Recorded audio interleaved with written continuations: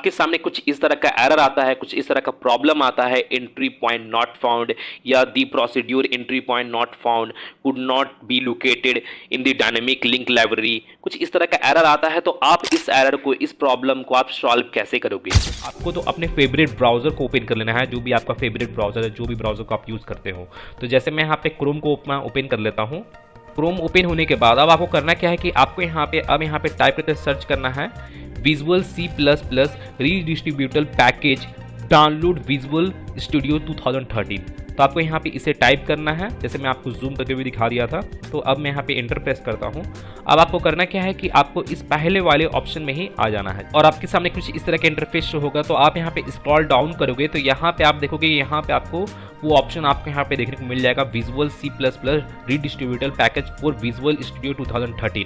तो आपको अब करना क्या है कि आपको इसे डाउनलोड कर लेना है। जैसे यहाँ पे मैं इंग्लिश सेलेक्ट कर लिया हूँ, जैसे यहाँ पे मेरा बाय डिफॉल्ट यहाँ पे इंग्लिश सिलेक्टेड है, इसे इंग्लिश सेलेक्ट कर लेना है और आपको यहाँ पे डाउनलोड वाले बटन पे क्लिक करना है और आपके सामने कुछ इस तरह का इंटरफेस शो हो जाएगा। तो जैसे आप यहाँ पे देखोगे, यहाँ पे आपको विजुअल C++ का आपको यहाँ पे दो कैटेगरी आपको यहाँ पे देखने को मिलेगा। जैसे आप यहाँ पे सेकेंड और थर्ड वाला आप यहाँ पे देखोगे तो यहाँ पे है जो 64 बिट आर्किटेक्चर के लिए है। मैंने अगर आपका जो विंडोज 10 है या विंडोज 11 है, जो भी आप ऑपरेटिंग सिस्टम इंस्टॉल किए हो, अगर वो आपका 64 बिट आर्किटेक्चर वाला ऑपरेटिंग सिस्टम है तो आपको यहाँ पे इससे डाउनलोड करना है। ये सेकेंड वाले ऑप्शन को आपको यहाँ पे चेक मार्क करना है और इसे डाउनलोड करना है। अगर आपके सिस्टम में 32 बिट का ऑपरेटिंग सिस्टम इंस्टॉल है, जैसे 32 बिट आर्किटेक्चर वाला, तो आपको इसे थर्ड नंबर वाले को यहाँ पे डाउनलोड करना है, जो यहाँ पे 86 लिखा हुआ है। 86 का मतलब ये हो गया कि आपका जो ये 86 वाला जो सॉफ्टवेयर है, 86 बिट का जो आर्किटेक्चर वाला सॉफ्टवेयर है, वो 32 बिट वाले आर्किटेक्चर वाले ऑपरेटिंग सिस्टम में ही वर्क करेगा। तो आपको इसे डाउनलोड करना है अगर आपका 32 बिट आर्किटेक्चर का अगर आपका ऑपरेटिंग सिस्टम है। तो अगर आपको मालूम नहीं है कि आपका ऑपरेटिंग सिस्टम कौन सा आर्किटेक्चर का है, तो आप उसे चेक कैसे करोगे, तो मैं आपको उसे चेक करने के लिए जैसे मैं आपको बता देता हूं। आपको अपने दिस पीसी पे राइट क्लिक करना है और आपको उसके प्रॉपर्टीज में चले जाना है। प्रॉपर्टीज में आने के बाद और आप यहाँ पे देखोगे, यहाँ पे सिस्टम टाइप में आपको यहाँ पे 64 बिट आपको यहाँ पे शो हो रहा होगा। मैंने 64 बिट का आर्किटेक्चर वाला यहाँ पे मेरा ऑपरेटिंग सिस्टम मेरे सिस्टम में इंस्टॉल है।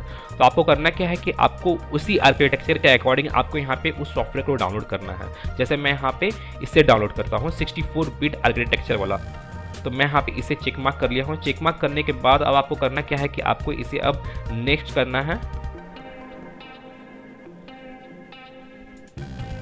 नेक्स्ट करने के बाद जैसे आप यहाँ पे देखोगे, यहाँ पे मेरा ये डाउनलोड होना स्टार्ट हो गया है। तो आपको यहाँ पे कुछ सेकंड जरा वेट करना है और आपको इसके ऊपर क्लिक करना है और आपको इसे अब ओपन करना है।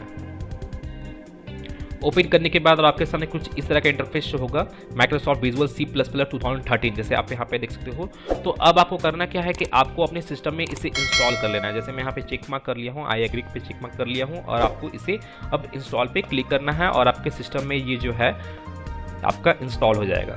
जैसे यहाँ पे आपको जरा कुछ सेकेंड जरा वेट करना होगा इंस्टॉलिंग के टाइम। और आप यहाँ पे देखोगे, यहाँ पे मेरा ये सक्सेसफुली यहाँ पे इंस्टॉल हो चुका है। इंस्टॉल होने के बाद आपको इसे अब क्लोज करना है। क्लोज करने के बाद आपको अपने सिस्टम के स्टार्ट मेनू में जाना है और आपको यहाँ पे टाइप करना है CMD माने कमांड प्रॉम्प्ट।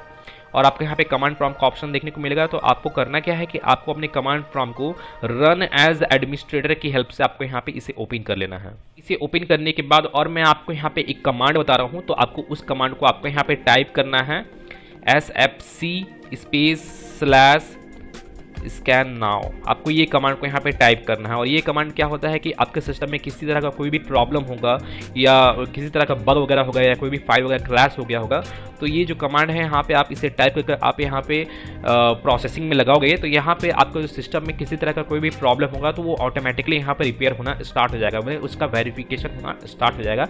किसी तरह का कोई भी प्रॉब्लम होगा या कोई भी फाइल करप्ट हो गया होगा तो ये यहाँ पे उसको रिपेयर कर देगा और रिपेयर होने के बाद जो आपका प्रॉब्लम है वो प्रॉब्लम आपका सॉल्व हो जाएगा। जैसे मैं यहाँ पे इंटर प्रेस करता हूँ और इंटर प्रेस करने के बाद यहाँ पे कुछ सेकंड बाद यहाँ पे वेरिफिकेशन होगा, स्टार्ट हो जाएगा और यहाँ पे जो वेरिफिकेशन है वो 100% तक वेरिफिकेशन जाएगा यहाँ पे।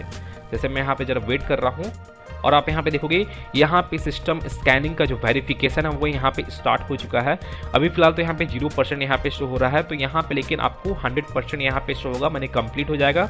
कंप्लीट हो जाने के बाद आपको करना क्या है कि आपको इसे अब क्लोज कर देना है। मैंने जब 100% हो जाएगा तो क्लोज करने के बाद आपको एक बार अपने सिस्टम को एक बार रीस्टार्ट कर लेना है, और रीस्टार्ट करने के बाद जो आपका वो प्रॉब्लम आ रहा था, जो एरर आ रहा था, वो प्रॉब्लम भी आपका सॉल्व हो जाएगा। और आपके सिस्टम में किसी तरह का कोई भी प्रॉब्लम होगा, कोई भी फाइल करप्ट हो भी गया होगा, तो वो भी प्रॉब्लम आपका सॉल्व हो जाएगा, रिपेयर हो जाएगा। तो गाइज मैं फिर मिलता हूँ नेक्स्ट वीडियो में, till then and bye bye. और एक बात और, सब्सक्राइब बटन पे 2-3 फैट लगा दीजिएगा जिससे सब्सक्राइब हो जाए और घंटी वंटी गिर जाए।